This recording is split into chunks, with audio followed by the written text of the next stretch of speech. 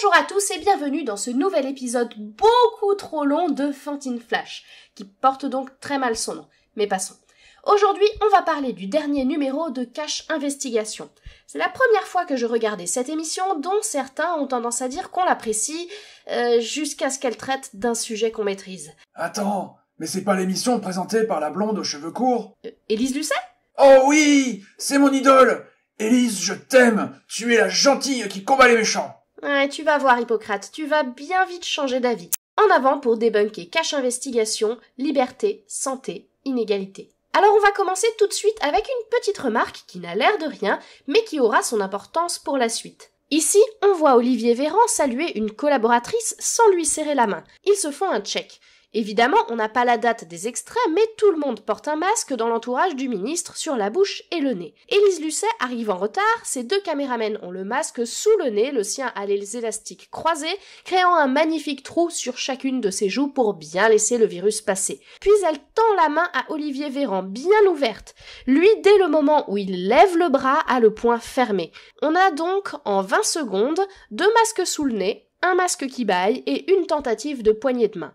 Tout cela en pleine pandémie. Tu ne serres pas la main parce que Covid ? Bah non en fait. Déjà vous arrivez à 3 en portant votre masque n'importe comment, et puis surtout, c'est pas toi qui ne lui a pas serré la main, c'est lui qui t'a rappelé qu'il ne fallait pas le faire. On se check le point. On n'a même pas passé 30 secondes d'émission et Élise Lucet essaye déjà de biaiser. Non, mais là tu pinailles! T'as déjà couru avec une caméra sur l'épaule et un masque sur le nez? Il a juste glissé et ça va! Et puis pour Élise, c'est juste parce que c'est plus joli au croisillon. Les 2 minutes suivant le générique sont, à mon sens, tout à fait représentatives du reste de l'émission. On commence par un bon bac au violoncelle, un décor plein de dorures et de boiseries, un homme en costard qui descend un escalier en marbre à côté d'une statue. Puis changement d'ambiance et de lumière. L'image est plus sombre. De nouveau, whoosh, un homme fait son jogging en pleine campagne.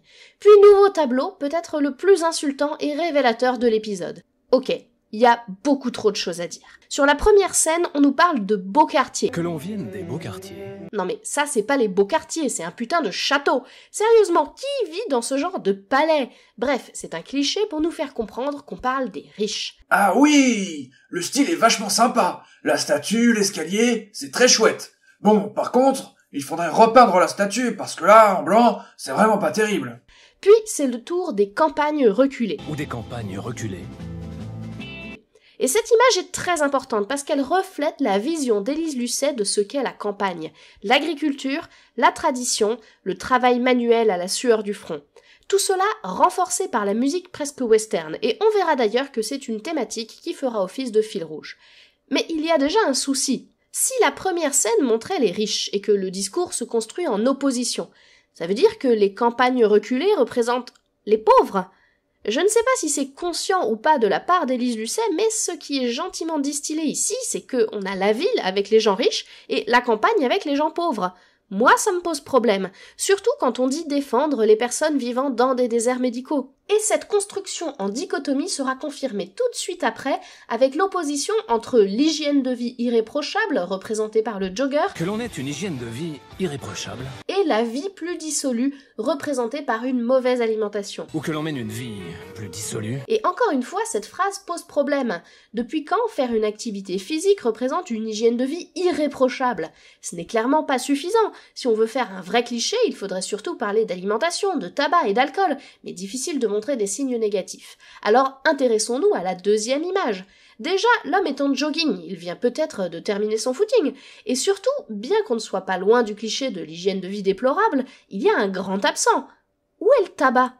Ok, pour la junk food et l'alcool, on peut comprendre la sédentarité par le jogging, mais le principal facteur de risque modifiable de mortalité en France, ça reste encore le tabac.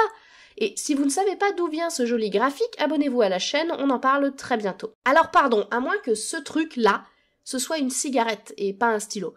Sachant que si c'est une cigarette, elle n'est même pas allumée. Quand soudain, la maladie frappe. Et encore une fois, c'est faux et insultant. Les deux principales causes de décès en France, ce sont les cancers et les maladies cardiovasculaires. On ne meurt pas d'un coup d'un seul d'un cancer, donc l'image est ratée. Et même pour les maladies cardiovasculaires, les syncopes à l'emporte-pièce qui arrivent d'un coup d'un seul sans prévenir, c'est rare et c'est surtout loin d'être la première des manifestations des maladies cardiovasculaires.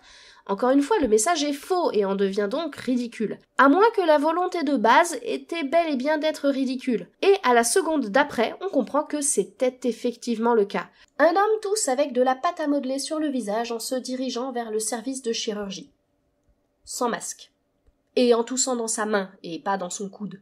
Si un médecin quelque part sur cette terre connaît une maladie qu'on traite par chirurgie qui fait tousser et donne ses lésions cutanées, s'il vous plaît qu'il nous le dise en commentaire. Franchement, ça m'intéresse. Après plus de 10 secondes sans raconter de conneries, il fallait bien s'y remettre. Et donc voilà le premier médecin.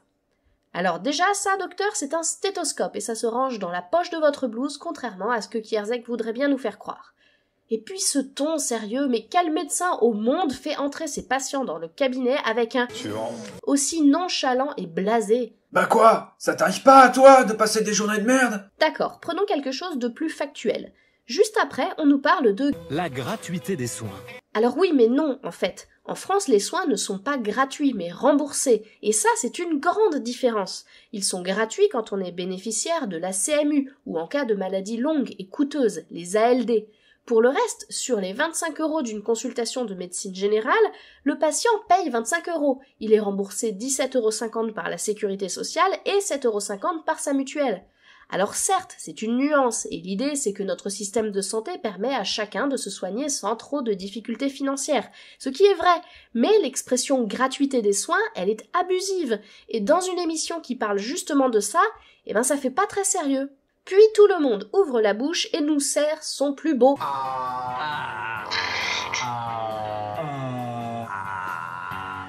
Mais y a rien qui vous chiffonne? Dans la salle d'attente, il y avait visiblement 4 motifs de consultation. La maladie qui fait pousser de la pâte à modeler sur le visage, un mal de ventre, une traumatologie du bras et une traumatologie de la jambe. À quel moment on fait un examen ORL pour une entorse de la cheville? Je crois qu'on va faire une radio des pieds quand même pour être sûr. Encore une fois, si des médecins font ça, qu'ils me le disent en commentaire, a fortiori aux urgences où on a à peine le temps d'examiner les patients correctement. Et comme on n'est plus à un cliché près, chacun repart avec des médicaments. Car oui, c'est bien connu que toute pathologie, quelle qu'elle soit, nécessite forcément des médicaments. À titre indicatif, voici une liste non exhaustive de problèmes de santé qui ne nécessitent jamais aucun traitement médicamenteux en dehors d'éventuels antalgiques pour les douleurs. Puis, sur fond de Marseillaise finissant en eau de boudin, on nous rappelle qu'en France... Lorsqu'il faut se soigner, nous sommes tous égaux. Cocorico! Alors premièrement, il faudrait être sacrément stupide pour penser que, quelle que soit la situation, 67 millions de personnes puissent être toutes parfaitement égales. Et surtout, bah oui, cocorico! Il existe beaucoup de classements des meilleurs systèmes de santé au monde, et vouloir établir un tel classement n'a en fait pas de sens, puisqu'il varie forcément en fonction des critères qu'on met dedans. Mais la France est loin d'être mauvais élève dans le monde, et même en Europe. En fonction des critères évalués, elle est de la 7e à la 20e place, et elle pêche effectivement par le manque de disponibilité de ses médecins. Mais franchement, pas de quoi rougir. Oui, alors que nous, c'était plutôt le contraire. Des médecins et des rebouteux, il y en avait un peu partout, mais bon, on bossait pas gratos non plus, faut pas déconner. On notera encore une fois l'absence totale de masques sur le tournage, y compris de la part des techniciens. Car en réalité, notre système de santé creuse les inégalités. Eh oui. On y est. Faisons une expérience de pensée et imaginons quelques instants que notre système de santé n'existe pas. Il n'y aurait pas de régulation des praticiens de santé, quels qu'ils soient, pas de cotisation, pas de remboursement. L'État serait totalement étranger à tout ce qui a trait à la santé. Les assurances privées fleuriraient pour pallier ce manque et ce serait donc seulement les riches qui pourraient se soigner. En France, on a les cotisations et les remboursements. On a la CMU, la ME, la PUMA, les PASS, on a les ALD, les maladies professionnelles et les accidents de travail, et on a les arrêts de travail. Toutes ces mesures permettent à chacun de cotiser à la hauteur de ses moyens et de recevoir à la hauteur de ses besoins. Alors bien sûr, le système est très dysfonctionnel par certains aspects, et il y a beaucoup à redire, mais creuser les inégalités sérieusement ? C'est une grossière exagération qui ne convaincra que ceux qui en sont persuadés et qui ont oublié qu'ils n'ont jamais déboursé un seul centime pour leur chimiothérapie ou l'opération de leur fracture faite au travail. 8 millions de Français vivent dans un désert médical. Élise Lucet nous assène ici un chiffre choc. Alors ok, admettons, mais d'où vient donc ce chiffre de 8 millions ? Eh bien on ne sait pas. Le plus probable, c'est que ce soit une exagération d'un chiffre donné par une mutuelle de santé, basé sur les chiffres de la DREES, qui datent de 2018. L'assurance en question parle de 7,4 millions de Français qui vivent dans des communes où l'accès à un médecin généraliste est potentiellement limité. Et si c'est ça, on notera déjà qu'on est passé de 7,4 à 8 par magie. Mais que dit l'étude source de la DREES ? Déjà, reprenons la définition retenue par l'étude. On considère ici les territoires de vie santé, des sortes de découpage du territoire en zones d'accessibilité aux soins. Un territoire est considéré comme zone sous-dense si chaque habitant ne peut potentiellement pas avoir plus de 2,5 consultations par an avec un médecin généraliste libéral. Et selon cette étude, il existe 3,8 millions de personnes dans cette situation. Mais alors d'où vient ce chiffre de 7,4 ? Eh bien, il vient d'une autre possibilité de calcul qui n'a pas été retenue par la DREES car moins pertinente et qui considère les communes au lieu des territoires de vie santé. C'est-à-dire que si vous habitez à Trifouilly-les-Oies et qu'il n'y a pas de médecin, vous êtes, selon Élise Lucet, considéré dans un désert médical, alors même qu'il y a une maison médicale avec 4 généralistes à Tombouctou-les-Bains, à 6 km de là. Alors, c'est vrai que stricto sensu, ce n'est pas faux d'avancer le chiffre de 8 millions. Mais quand même, elle prend un chiffre gonflé issu d'une analyse non pertinente et elle l'arrondit à l'entier supérieur en dépit de toute règle mathématique. C'est hyper malhonnête. En cause, la liberté d'installation des médecins. Comment ça clash? Vas-y, Élise! Bon bah voilà, donc s'il y a des déserts médicaux, c'est parce que les médecins peuvent s'installer où ils veulent. Et c'est tout. Et oui, parce qu'on ne parlera que de ça durant toute l'émission, comme si la liberté d'installation était le seul et unique problème. Je ne m'étale pas sur le sujet tout de suite, on y reviendra. Mais on note déjà l'énorme parti pris après à peine 2 minutes 30. En France, dans une commune sur 3, trouver un médecin est presque une mission impossible. Et là, j'ai beau chercher, je n'ai aucune idée de l'origine de ce chiffre. Si on considère la proportion de personnes vivant en zone sous-dense, on atteint 5,7%. On est très loin d'un tiers. Et encore, ça c'est en prenant en compte toute la France. Mais ça comprend également les dom-toms, dont Élise Lucet ne parlera d'ailleurs jamais dans le reportage, alors que 44% des Guyanais vivent en zone sous-dotée et plus de 15% des Martiniquais et des Guadeloupéens. Ces 5 dernières années, elle a vu les visites augmenter de 23%. Dans le même temps, le nombre de généralistes libéraux dans le département diminuait de 20%. Et encore une fois, aucune idée de la provenance de ce chiffre. Perso, j'ai trouvé un article de journal dont les données sont basées sur la DARES et les numéros RPPS, qui parlent au contraire de plus 6,7%, ainsi qu'un rapport du CNOM, le Conseil national de l'ordre des médecins, qui lui parle de moins 0,9 à moins 8,8%. Encore une fois, si quelqu'un réussit à trouver ces fameux 20%, qu'il se manifeste en commentaire. Bon, on passera également sur le graphique qui... Bon voilà, il y a globalement rien qui va, et si vous ne voyez pas le problème, je vous renvoie à la vidéo de Defecator sur le sujet. Et comme on n'avait pas suffisamment bien fait comprendre que le problème venait des généralistes, on en rajoute une couche. De nombreuses personnes âgées sont bloquées ici. Pour les renvoyer chez elles, le directeur aurait besoin de l'aide des médecins traitants. Ce sont eux qui coordonnent le maintien à domicile. Et là, les petits gars, il se trouve que je suis justement en service de gériatrie en ce moment même. Et je peux vous dire que ce qui bloque, ce n'est pas les médecins traitants, mais les places en EHPAD, en maison de convalescence, les SSR, et les aides à domicile, les infirmières, les aides ménagères, le portage des repas, etc. Certes, le médecin généraliste est le pivot de cette organisation, mais là où on manque de médecins, on manque aussi et surtout de tout ce qui va avec. Et là, on voit la magie du montage opéré. Écoutez bien ce que dit le médecin. Ce sont des personnes avec un tissu médical de proximité, notamment des médecins généralistes, on arriverait à maintenir à domicile? Oui, mais le problème c'est que ce tissu de proximité a disparu, ou il s'est considérablement étiolé. Et on entend bien à son intonation que sa phrase n'est pas terminée. Mais on n'aura pas la suite. Et à la place, on viendra accoler la fin de la phrase du directeur, dont on n'aura par ailleurs jamais le début. Et c'est un paradoxe, parce qu'on n'a jamais autant eu de docteurs en médecine en France au moment où je parle. On a l'impression que les deux bouts de phrase n'en sont qu'une, alors qu'en fait elles sont sorties de tout leur contexte et veulent peut-être même dire l'opposé de ce qui est présenté. Mais ça, encore une fois, on n'en saura jamais rien.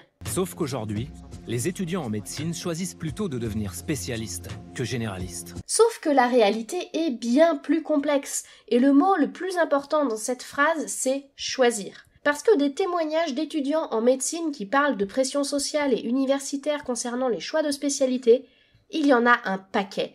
Alors certes, un témoignage n'est pas une preuve, mais comme c'est l'arme préférée d'Élise Lucet, on va dire qu'on combat à armes égales. Ah oui, donc l'université chez vous, on est plutôt sur un mode spartiate, quoi. On voit bien grâce à tous ces témoignages que le choix de spécialité est loin d'être objectif, rationnel et dénué de toute pression. On y reviendra en conclusion, mais gardez tout ça en tête pour mieux appréhender la suite. Biarritz est l'une des 10 villes françaises les mieux dotées en médecins. Et encore une fois, on ne sait pas vraiment d'où ça sort. Si on fait une recherche Google à l'arrache, on tombe sur 2 sites qui donnent des classements très différents, mais Biarritz ne figure dans le top 30 d'aucune des deux. Prenons une source un peu plus fiable. Sur le site Rayzone d'Amélie, on voit que Biarritz est la seule commune dans son territoire vie-santé. Elle est en zone de vigilance, ce qui veut dire qu'il n'y a pas encore vraiment de carence en médecins, mais que ça risque d'arriver dans les années à venir. La ville de Biarritz compte 55 médecins généralistes pour 25 532 habitants, soit 215 médecins pour 100 000 habitants. Si on prend la ville voisine de Bassus-Sari, à moins de 10 km de là, on est à 8 médecins généralistes pour 3 179 habitants, soit 251 médecins pour 100 000 habitants. Et d'ailleurs, on est hors zonage, c'est-à-dire que ce n'est pas une zone qui nécessite de nouveaux médecins. Ça, c'est si on prend les communes. Parce que dans une zone très dense comme la côte atlantique, les villes se touchent presque, donc si on n'a pas de médecin dans sa commune, on peut facilement en trouver un dans la ville d'à côté. Et c'est pour cela qu'il faut raisonner en termes de territoire vie-santé. Et là, on se rend compte que Biarritz est moins bien doté en médecins que Bayonne, par exemple, qui englobe dans son TVS 5 communes dont Mouguer, avec ses 5201 habitants et seulement 4 médecins, soit 77 médecins pour 100 000 habitants. Donc forcément, certains habitants de Mouguer doivent être suivis à Bayonne, qui est à moins de 10 km. Maintenant qu'on a posé ça, on peut reprendre l'exemple de la Ferté-Macé donné en début de documentaire. Aucun médecin dans la ville. Le TVS est une zone d'intervention prioritaire. En effet, seulement 7 médecins pour 11 166 habitants. Tous ces médecins exercent à Briouze, soit 63 médecins pour 100 000 habitants. C'est un peu moins que Mouguer et pourtant la situation est bien différente. Tout simplement parce que la densité de population est faible et les patients sont répartis sur une zone bien plus large qu'à Bayonne. Ils doivent donc faire plus de route pour trouver un médecin. Et deuxième point, c'est partout pareil à 25 km à la ronde. Et encore, Briouze n'est pas la commune la moins bien lotie, puisque non loin de là, à Athis-Val-de-Rouvre, un seul médecin de plus de 60 ans s'occupe des 4236 habitants de la commune, soit 23 médecins pour 100 000 habitants. Mais à Flers, juste à côté d'Athis-Val-de-Rouvre, il y a 11 médecins pour seulement 14 779 habitants, ce qui permet aux Athisois, ou Athisiens, je sais pas, d'aller se faire soigner à Flers. Bref, vous l'aurez compris, raisonner en termes de ville, de commune, ça n'a aucun intérêt. Ce qui compte, c'est d'avoir un médecin proche de chez soi, qu'il soit sur la commune de résidence ou pas. Et forcément, dans des zones très peu denses et rurales, quand il y a des difficultés, ça implique d'aller plus loin, puisque les territoires de vie-santé sont géographiquement plus grands. Là, en fait, on est dans le centre-ville et il y a des médecins un peu de partout. Regarde toutes ces plaques de médecins là. Non mais des plaques. Toujours plus bling-bling. Nous, à l'époque, on n'avait pas besoin de ça. Alors déjà, sachez que les avocats, les notaires et les paramédicaux ont aussi des plaques, donc voir une plaque ne veut pas dire que c'est un médecin qui est installé. Et surtout, qui vous dit que ce sont des médecins généralistes? Allez hop, on retrouve facilement l'adresse grâce aux vitrines des magasins et nous voilà donc 9 rue du Helder. On voit 5 ou 6 plaques sur l'image et bingo, que retrouve-t-on à cette adresse? 3 médecins généralistes certes, mais aussi un ostéopathe. Je n'ai pas retrouvé le propriétaire de la 5e plaque, mais si quelqu'un passe par Biarritz, qu'il nous le dise dans les commentaires. Et il aura fallu moins de 10 minutes à Cache Investigation pour interviewer un médecin anti-vax, anti-pass, flirtant avec le complotisme et diffuser ses propos déformés et coupés au montage. On choisit donc parmi les plus de 100 000 médecins généralistes en France, un anti-vax notoire, fils et petit-fils de médecins, ancré à Biarritz depuis des générations et surfeur depuis l'enfance, pour illustrer ces médecins qui ne veulent pas aller exercer dans des déserts médicaux. Bon, maintenant soyons honnêtes. Quel biarro ancré dans la région depuis 2 générations serait prêt à presque 30 ans à tout plaquer famille, conjoint, amis, loisirs pour aller exercer dans la Creuse? Et surtout, qui pourrait en vouloir à cette personne d'être, disons, moyen chaud? Arrêtons-nous également un instant sur le montage. En moins de 30 secondes, Guillaume Baruc prononce 6 fois le mot liberté, ce que le montage met bien en évidence. Et également pour la liberté que ça procure. Vraiment, c'est important d'avoir une liberté. La liberté d'installation, la liberté d'exercice, une liberté de pouvoir changer de façon d'exercer, de lieu d'exercice, la liberté de pratiquer selon des horaires souples. Mais si on écoute bien, on se rend compte que c'est à chaque fois pour évoquer des concepts différents. Et également pour la liberté que ça procure. La fin de la phrase a été coupée au montage, aucun moyen de savoir ce qui a été réellement dit. Vraiment, c'est important d'avoir une liberté. Encore une fois, coupure. Il pourrait aussi bien parler de liberté d'expression qu'on n'en saurait rien. Enfin, il parle une fois de liberté d'installation, puis 2 fois de liberté d'exercice. Ce qui n'a rien à voir. La liberté d'exercice est le fait que chaque médecin généraliste, contrairement aux gériatres par exemple, a le droit d'exercer à l'hôpital ou en ville, en libéral ou en salarié, seul ou en groupe. Et tout ça, c'est possible dans un désert médical, donc c'est hors sujet. La dernière occurrence est la liberté d'horaire, ce qui est commun à tous les indépendants. Et le docteur Baruc de conclure: une des caractéristiques de la médecine libérale en France, c'est justement cette liberté. Alors, je ne suis pas certaine, mais il me semble que 1. La fin de la phrase est coupée au montage, 2. Elle est accélérée pour rendre la transition avec la suite plus impactante. Mais encore une fois, je laisse ceux qui sont plus doués que moi répondre à cette interrogation en commentaire. Et si vous voulez l'avis du principal intéressé à propos de cet extrait, il l'a partagé sur Twitter. Non, mais c'est peut-être pour que ça passe mieux au montage. C'est probablement un pur hasard si ça tronque le propos de départ. Cette liberté entraîne une mauvaise répartition des médecins sur le territoire. Le mot est dit, le lien de causalité est fait, sans l'ombre d'un argument pour l'étayer d'ailleurs. Certes, les médecins généralistes sont mal répartis sur le territoire, et certes, ils ont la liberté de s'installer où ils le veulent. Y a-t-il un lien entre ces 2 faits? Probablement. L'un entraîne-t-il l'autre? Possiblement en partie. Est-ce le seul facteur qui explique la situation? Absolument pas. Et encore une fois, le reportage occulte complètement cet aspect et on y reviendra en conclusion. Bah après, ils peuvent pas tout traiter en aussi peu de temps. C'est normal que ça soit incomplet. Mais ça rend pas ce qui est dit faux pour autant. Et dans ce cas, comment tu expliques qu'il n'ait jamais fait mention à aucun moment de la complexité de la question et de l'angle partiel de cette enquête? Eh ben, il fait vachement beau pour un mois de février, non? Ouais, c'est ça, ouais. Et d'ailleurs, l'émission se rend bien compte de son oubli. Nous avions identifié un suspect, la liberté d'installation. Un suspect, pas un coupable. Donc là, pendant les 35 minutes restantes, les journalistes vont s'atteler à trouver une solution à un problème avec un angle bien précis dont ils n'ont jamais démontré qu'il était pertinent.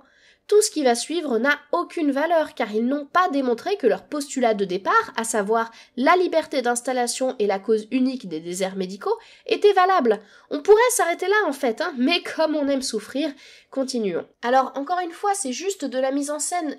Mais sérieusement, le mec qui descend de sa voiture après s'être arrêté sur la voie sans se garer pour entrer dans une pharmacie avec un gros ma santé au naturel sur la devanture... Mais si c'est naturel, c'est que c'est... Non, les cyclones, les hippopotames, c'est naturel, et je doute que vous ayez très envie de vous retrouver en face de l'un des 2 un jour. Eh ben ça dépend, tu vois. J'avais un super ami à Corinthe qui avait chassé un énorme rhinocéros, et ça s'était très bien passé. Les pharmaciens ne peuvent pas s'installer où ils le veulent, où ils le souhaitent.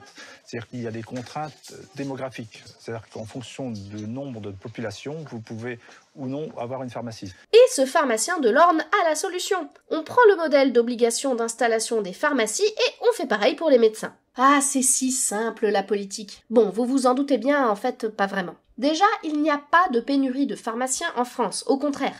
Je le répète, mais il n'existe pas de zone surdotée en médecins en France. Et surtout, une pharmacie, c'est un commerce. Ça ouvre et ça ferme à des horaires fixes. Et la charge de travail n'est que peu dépendante du nombre de clients, contrairement à un médecin qui se doit d'honorer le plus de rendez-vous possible. Et puis, les pharmacies ne vendent pas que des médicaments, bien au contraire. du chiffre d'affaires des pharmaciens se fait sur la parapharmacie et les pseudomédecines, comme l'homéo, la phyto, l'aromathérapie et la cosmétologie, bien plus que sur les médicaments remboursés. À l'obligation de soins s'ajoutent donc les règles de commerce et de concurrence, auxquelles ne sont bien sûr pas soumis les médecins. Bref, vouloir appliquer tel quel le système de contrainte d'installation des pharmacies aux médecins, c'est signe d'une grande ignorance de la pratique de ces deux professions. Les sages-femmes, les infirmiers et les kinés aussi ont été privés de leur liberté d'installation. Sauf que c'est faux. Et pour les trois professions, c'est pareil. Globalement, ils peuvent s'installer où ils le veulent, mais s'ils vont en zone surdotée, ils doivent remplacer un futur retraité sous peine de ne pas être conventionnés, c'est-à-dire que leurs actes ne seront plus remboursés par la Sécu. Et pour ces trois professions également, des aides financières sont disponibles s'ils s'installent en zone sous-dense. Ainsi, le guide d'installation de l'Ordre des sages-femmes de 2015 précise que le principe est celui de la liberté d'installation. Néanmoins, dans les zones surdotées, le conventionnement avec la Sécu n'est possible que si on remplace une sage-femme définitivement ou si son activité baisse de 50% ou plus. Petite nuance, si un infirmier veut s'installer dans une zone intermédiaire ou très dotée, il doit réaliser 2/3 de son activité dans cette zone. Et pour les kinés, c'est globalement la même chose. Oula, mais ça a l'air vachement complexe tout ça. Nous, le système de santé, c'était les médecins et puis c'est tout. On n'avait pas autant de métiers différents pour soigner. On allait de l'examen du patient au bout du traitement tout seul. C'est pour ça que je suis super calé en botanique. Encore une fois, la différence avec les médecins est fondamentale. Il n'existe pas de zone surdense en médecin généraliste. La comparaison est donc non pertinente. Puis vient l'interview du docteur Olivier Querert, généraliste à Luxeuil-les-Bains, classé en zone d'intervention prioritaire. Il a écrit plusieurs articles dans le Huffington Post, dont 2 sur les déserts médicaux. Dans aucun de ceux-ci, il ne parle de remettre en cause la liberté d'installation. Et ces analyses sont d'ailleurs très intéressantes, elles sont en description. Et il est même contre quand on lui demande son avis sur la loi Touraine. Je cite: « Dire qu'on va obliger les jeunes à faire quelque chose, c'est oublier qu'ils peuvent décider de faire autre chose que de la médecine. » Une fois ceci posé, écoutons ce qu'il a à nous dire.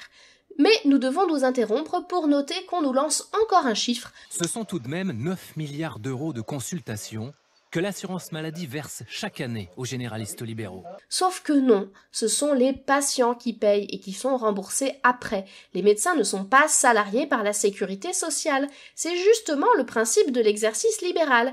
Et d'ailleurs, le docteur Olivier Querert l'explique très bien juste après. Nous sommes dans un pays où la population prépaye ses soins par ses cotisations et par ses impôts, et à un moment, lorsqu'elle a besoin, elle va chercher ces soins qu'elle a prépayés, et il y a beaucoup d'endroits où il n'y a plus suffisamment de professionnels, ou plus de professionnels, ou pas de professionnels disponibles pour pouvoir le faire. C'est au moins 1/3 du territoire aujourd'hui. Voilà d'où il venait ce chiffre d'1/3 qu'on n'a jamais pu retrouver. Donc la source du chiffre précédent, c'était ce monsieur. Et d'où tire-t-il son chiffre lui-même ? Mystère. En tout cas, il n'en parle ni sur son site, ni dans ses articles. Bon, après, on a une illustration des syndicats sur Bellaccia, et... voilà. Et forcément, tout ça pour bien contraster avec l'image des syndicats de médecins. Non mais sérieusement, c'est quoi ces images? Ça date de quand? On semble voir l'ancien logo de la Convention des syndicats médicaux français et le chiffre 18. La première convention nationale datant de 1971, on peut donc supposer qu'il s'agit de la 18e édition. En 1989. Et ma foi, c'est assez cohérent avec la proportion de femmes, le look des participants, le nombre de moustaches présentes et l'appareil photo du journaliste. Du coup, je sais pas ce qui est le plus insultant entre le syndicalisme ouvrier représenté par les manifs barbecue et le syndicalisme médical représenté par des vieux moustachus, déjà probablement tous retraités ou morts en 2022. Alors, personnellement, j'aurais tendance à dire que l'un comme l'autre, c'est pas très reluisant. Et puis tout le monde sait que la moustache, c'est nul. Il vaut mieux porter la barbe pour avoir la classe. Mais laissons là ces considérations triviales. Voici l'invité d'honneur, Jean-Paul Hamon, président de la Fédération des médecins de France, l'un des principaux syndicats, nous dit-on. Sauf qu'il n'en est pas président, mais président d'honneur, ce que précise Élise Lucet après le narrateur. Et ça, c'est très différent. Et d'ailleurs, la présidente de la FMF a réagi en rappelant que seule la présidente était légitime pour s'exprimer au nom du syndicat. On a donc ici un superbe argument d'autorité. Le docteur Hamon est désigné comme représentant d'un syndicat, alors qu'il n'en est en fait que président d'honneur, et il s'exprime donc ici pour lui-même uniquement. Docteur Hamon à qui elle ne serre évidemment pas la main, et oui, elle a déjà fait la connerie avec Véran une fois mais pas deux. Bon, par contre, pour le masque, on repassera. Au moins, cette fois-ci, l'équipe technique est masquée en arrière-plan. Puis, le docteur Hamon expose ses idées, et notamment un plan de 50 000 € par an et par médecin qui s'installerait, en expliquant que c'est un coût de 2 milliards. Et la nouvelle coupe au montage. On n'aura jamais l'explication de ces 2 milliards. Un peu moins de 3500 internes choisissent la médecine générale chaque année, et si on donne 50 000 € à chacun d'entre eux, ça fait seulement 175 millions, donc on est loin du compte. On ne saura pas à quoi ces 2 milliards faisaient référence, ni même si la phrase était prononcée à ce sujet. Parce que les zones où il y a assez de généralistes, elles se comptent sur les 10 doigts d'une main. Et là, on a enfin une piste de réponse aux déserts médicaux. Miraculeusement, cette phrase, qui dessert complètement le propos du reportage, a été gardée au montage. On aura juste droit à une Élise Lucet dubitative, alors même qu'elle aurait dû acquiescer si elle avait correctement bossé le sujet, puisqu'il est impossible de ne pas faire ce constat quand on s'intéresse à la question honnêtement. Et on change de sujet pour esquiver cette remarque gênante. Dites-moi, les kinés n'ont pas la liberté d'installation. Les infirmières, non. Oui, bon. Les sages-femmes, non. Premier mensonge énoncé par Élise Lucet elle-même, qui affirme que les kinés n'ont pas la liberté d'installation. C'est faux, on l'a vu plus haut, et là ce n'est pas la faute d'un stagiaire journaliste qui a mal travaillé, c'est bien elle qui le dit. Idem pour les infirmières et les sages-femmes. Et le docteur Hamon, semblant ignorer qu'Élise Lucet raconte complètement n'importe quoi, de rebondir en précisant il y avait une surpopulation d'infirmières. Ce qui, pour le coup, est vrai. Attends, mais depuis tout à l'heure, tu parles de sages-femmes. C'est des sortes de piti? Ah non, pas du tout, ce sont des personnes qui s'occupent des accouchements. C'est louche. Il faut que je trouve d'où ça vient. C'est ça, fais donc tes recherches et tu nous feras un rapport détaillé. Ça va rien régler du tout parce que ça va mettre les médecins, ils vont aller dans le salariat. Et alors? Jean-Paul Hamon résiste en expliquant que l'obligation d'installation va pousser les médecins vers le salariat, idée que défendait également le docteur Olivier Querert, mais qui n'est jamais détaillée ici. Et nouvelle coupe au montage. Et c'est bien dommage parce que cette idée aurait grandement gagné à être détaillée, mais on en reparlera en conclusion. Qui finance majoritairement les consultations chez les médecins généralistes? Les patients. C'est la Sécu. Et on nous remet sur la table l'idée que c'est la Sécu qui paye les consultations. On a déjà vu que c'était bien plus complexe. Mais l'aboutissement de cet enchaînement d'idées n'avait qu'un seul but. Puisque vous êtes payé par les contribuables majoritairement, vous ne devriez pas aller là où les gens ont besoin de vous. L'argument est tout à fait valable et le docteur Hamon s'apprête à y répondre. C'est toujours délicat ce financement de la caisse d'assurance maladie. C'est pas délicat, c'est factuel. Alors oui, c'est factuel, mais depuis le début, c'est surtout l'angle du reportage qui est très manichéen et parcellaire, et apporter de la nuance serait intéressant. Et tout de suite après, le docteur Hamon enfonce le clou du tout blanc tout noir en déviant l'accusation. Seulement, le problème, c'est pas de la faute des médecins, c'est de la faute de l'État. Non mais franchement, on n'est pas loin du « c'est lui qui a commencé ». J'ai trouvé! Alors en fait, on avait ça dans l'Antiquité, mais on appelait ça des maillotria. Et c'est bien plus tard, au Moyen-Âge, on sait pas pourquoi, qu'on va se mettre à appeler les mailloticiennes des sages-femmes. Mais sages au sens de sagesse, de connaissance. Donc c'est aussi prestigieux qu'à notre époque. Eh bien, merci pour cette précision étymologique, Hippocrate. Alors, il y a un organisme, c'est la Cour des comptes. La Cour des comptes a publié un rapport en 2017. Le fameux rapport de la Cour des comptes. Il fait 287 pages. Je dois vous avouer que je ne l'ai pas lu en entier. Mais il a le mérite d'être très clair et très complet et surtout de proposer des comparaisons avec les autres pays, notamment le Royaume-Uni et l'Allemagne, qui sont pertinentes. On y parle surtout de conventionnement sélectif, mais également de rémunération et d'actes. Bref, la problématique est bien plus complexe que de simplement vouloir obliger les médecins à s'installer ici ou là. Et surtout, ce rapport de 287 pages, il a un objectif financier. Le cœur même de la Cour des comptes, c'est de faire des rapports économiques. L'accès aux soins, les inégalités et les pertes de chance des habitants en zones sous-dotées, ce ne sont pas du tout les problématiques abordées ici. Mais ce rapport est néanmoins intéressant et le passage pertinent par rapport au sujet qui nous intéresse commence à la page 122 dont je vous conseille la lecture. Car il nous apprend une chose qu'Élise Lucet se garde bien de nous dire. Cela fait à peine 15 ans que les incitations financières pour les zones sous-dotées existent et la Cour des comptes conclut bel et bien que ces mesures sont efficaces, bien qu'insuffisantes. Et ce qui emmerde la Cour des comptes, c'est avant tout le manque de rentabilité de ces méthodes d'un point de vue financier, bien plus que leur impact sur la vie des patients qui en dépendent. Ce qui est marrant, c'est que les citations de ce rapport sont bien choisies, inefficaces et fuite en avant. Alors voyons exactement le contexte de ces citations. Le terme inefficace est employé en titre de chapitre pour désigner les mesures de régulation dont les aides financières. Mais sur quels critères d'efficacité se base-t-on ?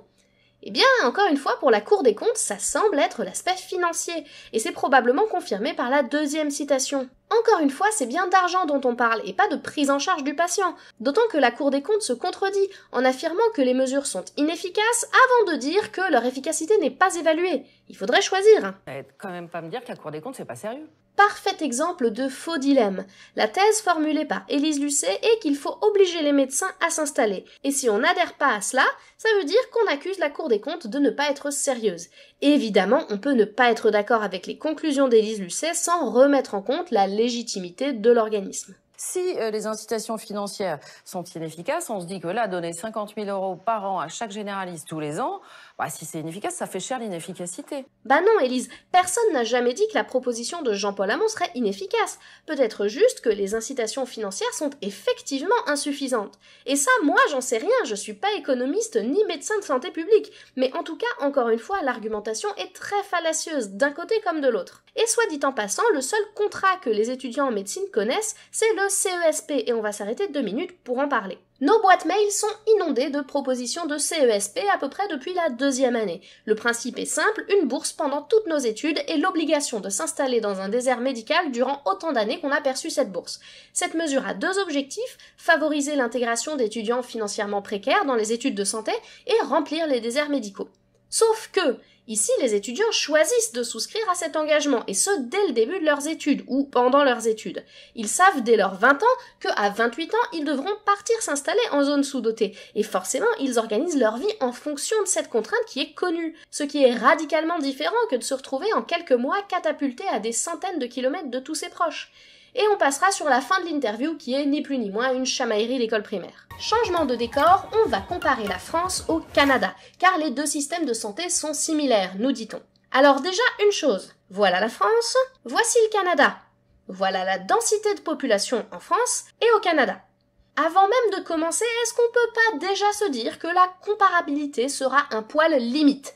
Alors certes, on nous parle uniquement de Québec, mais même Québec, c'est déjà gigantesque. On nous parle de la ville d'Amos, à 600 km de Montréal. 600 km, c'est la distance entre Bordeaux et Paris. Et à l'échelle du Canada et même du Québec, Amos, c'est pas si loin de Montréal. Bref, les pays n'ont rien de comparable dans leur géographie, et ça rend l'analogie déjà un peu grotesque. Mais il faut être attentif à ce que nous dit le narrateur. Geneviève, une médecin dont on va suivre le parcours, s'est retrouvée là pour 2 ans après son internat. Ce n'est pas une installation pérenne et définitive, et on le gardera en tête pour tout à l'heure. Aux yeux de certains praticiens français, cela pourrait ressembler à un aller simple vers le goulag. On ne va pas épiloguer et je tiens sincèrement à présenter mes excuses à toutes les personnes victimes de ces déportations qui pourraient être choquées par de tels propos. Pour s'installer, les jeunes médecins sont obligés d'aller là où des besoins ont été identifiés. Alors vérifions la loi canadienne, et c'est un peu complexe donc j'invite les Canadiens qui regarderaient cette vidéo à corriger si nécessaire. Déjà, un concept est présent dans la loi mais n'apparaît pas du tout dans l'émission. Le temps de travail. Les généralistes québécois doivent suivre un nombre minimal de patients et faire un nombre minimal d'heures dans la région où ils se déclarent s'ils veulent être conventionnés. Et on voit également qu'il ne s'agit pas d'obligation d'installation, mais de conventionnement sélectif. C'est-à-dire que les médecins qui ne veulent pas jouer le jeu peuvent s'installer où ils le veulent, mais leurs patients ne seront pas remboursés par l'assurance maladie s'ils vont les voir. Ensuite, le Québec fonctionne grâce à des plans régionaux d'effectifs médicaux, les PREM, mis à jour plusieurs fois par an et qui déterminent le nombre de médecins nécessaires nécessaires par région. Et des places, il y en a partout en fait. Le 30 janvier 2022, il y a 81 places accessibles aux jeunes médecins à Montréal par exemple. Bien sûr, il y a plus de demandes que de places, et plus qu'une obligation d'installation, le système québécois semble bien plus être un système de quotas. S'il y a déjà trop de médecins dans une région, on ne prend pas de nouveaux. Logique. Et une fois que vous êtes sur un poste, vous devez y rester au moins 1 an. En revanche, il n'y a pas du tout d'obligation telle quelle, et il y a surtout des incitations financières en complément. Beaucoup d'incitations. Des actes revalorisés jusqu'à 30% en fonction de l'éloignement par rapport à une métropole, une prime d'installation, une prime de rétention, une prime d'éloignement, des jours de formation rémunérés, jusqu'à 4 billets d'avion par an. Et si vous restez 3 ans dans un désert médical, vous pouvez revenir vous installer n'importe où, même dans des zones déjà surdotées. Mises bout à bout, ces aides peuvent représenter jusqu'à 100 000 $ canadiens par an par médecin. Alors même en indexant sur le coût de la vie, plus élevé au Québec, les 50 000 € du docteur Hamon à côté. Maintenant que nous avons étudié les textes officiels, voyons ce qu'en dit notre narrateur. Et en cas de non-respect de cette règle, les autorités appliquent une sanction. Une baisse de 30% de leurs revenus. Alors, c'est vrai, mais encore une fois, c'est un peu plus complexe. Cette mesure existe bien, mais c'est pour les médecins qui ne rentrent pas dans le système de choix par poste. Mais on peut très bien s'installer en plein centre-ville sur un poste proposé et disponible sans avoir cette pénalité. Elle s'applique simplement à ceux qui n'auraient pas pu avoir le poste voulu et s'installeraient malgré tout dans une zone surdotée. Bien plus qu'une obligation pure et simple, c'est bien l'argent le moteur de ce système, et la médecin interviewée après le dit très bien. Tous les actes sont bonifiés, donc il y a une majoration de 30% sur les actes en cabinet. Donc c'est ce qu'on dit, c'est qu'on est payé à 130%. Ensuite de ça, on a des aides à l'installation qui sont des montants qui nous sont versés. Donc, c'est des montants ponctuels, 2 fois 25 000 $. Et puis, on a également droit à des journées de formation. Donc, 20 jours de formation par année et 4 déplacements. Des incitations financières très importantes, ce qui avait été balayé d'un revers de la main par Élise Lucet quelques minutes plus tôt. Dans les 4 années qui ont suivi la mise en place de ces règles, les flux d'installation de médecins se sont inversés dans la région. Dans les zones les plus démunies, ils ont augmenté jusqu'à 76%. Tandis que dans les zones les plus proches des grandes villes, il y avait 21% de moins de médecins qui s'installaient. Sauf que les chiffres du Collège des médecins du Québec, ils disent pas ça.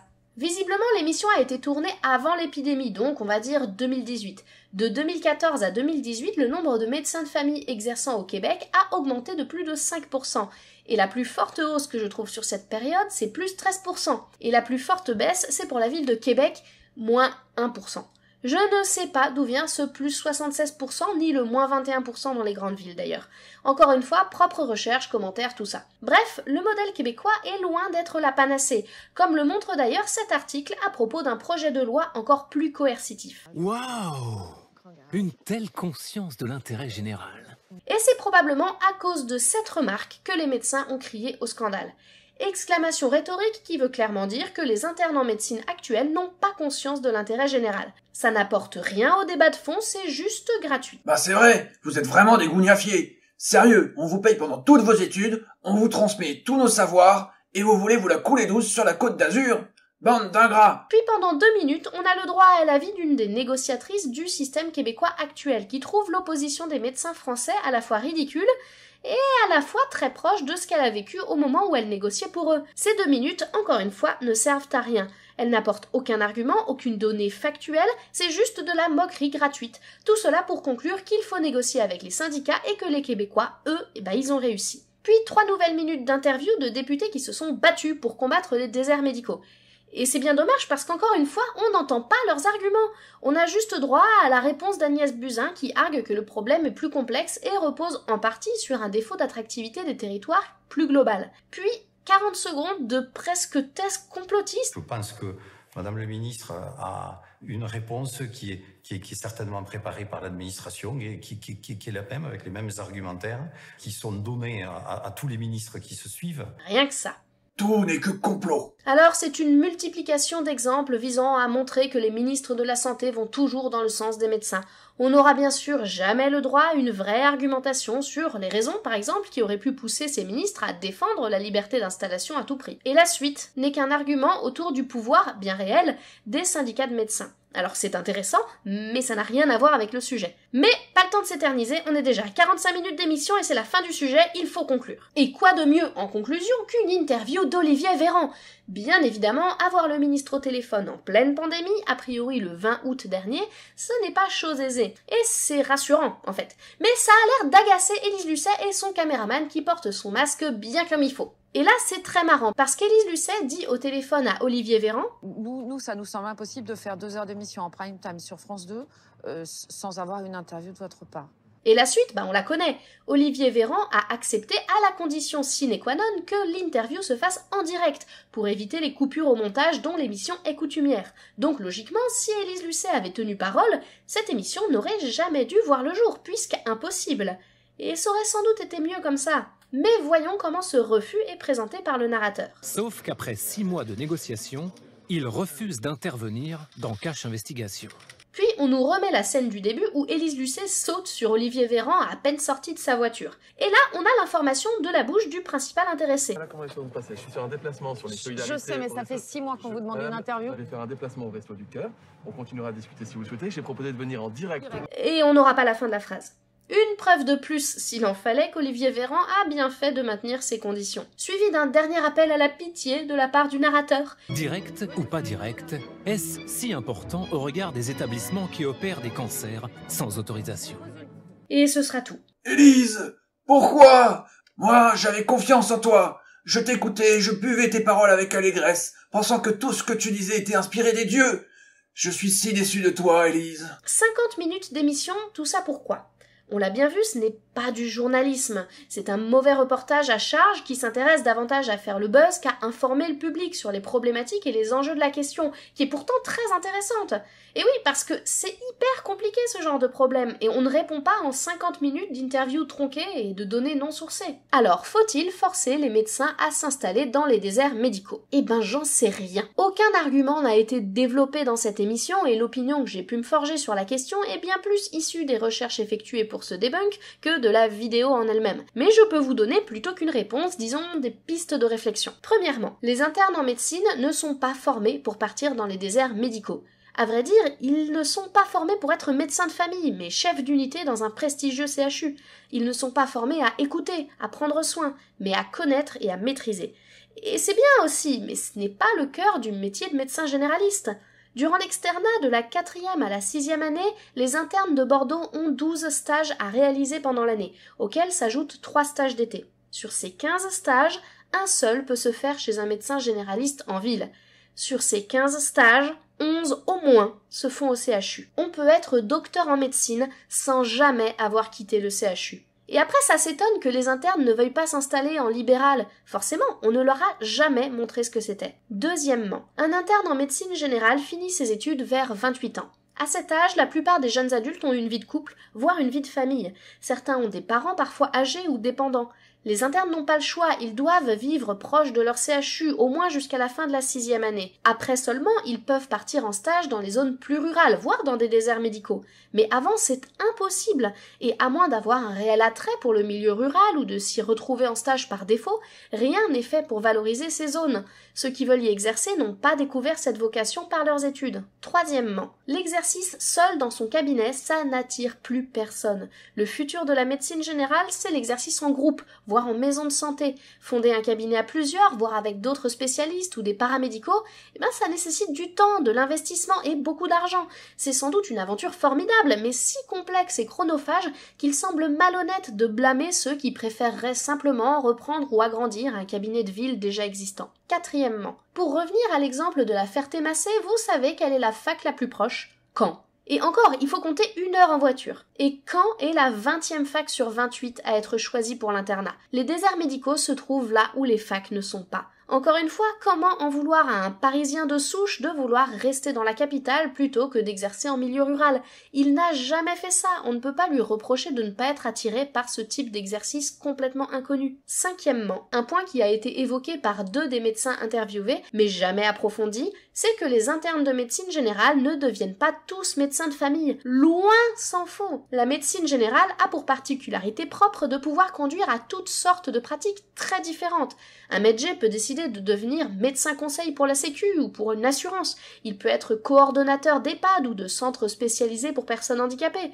Il peut aussi travailler dans un service hospitalier de médecine polyvalente ou de post-urgence, mais aussi changer carrément de spécialité en se formant en gériatrie, en santé du travail, ou bien travailler à SOS médecin pour ne faire que des consultations d'urgence, ou bien des consultations de prévention, notamment dans les PASS ou dans les plannings familiaux. Il peut avoir une activité importante de recherche et de formation qui diminue forcément le nombre de consultations. Enfin, il peut aussi partir exercer à l'étranger ou faire de l'humanitaire. Et pour vous donner un aperçu des offres actuellement en ligne, voilà, 100 000 € par an pour 36 heures par semaine. Wow! Tu imagines toutes les amphores de vin qu'on peut se payer avec autant d'argent? Je sais pas bien si vous imaginez ce que représente 100 000 € par an.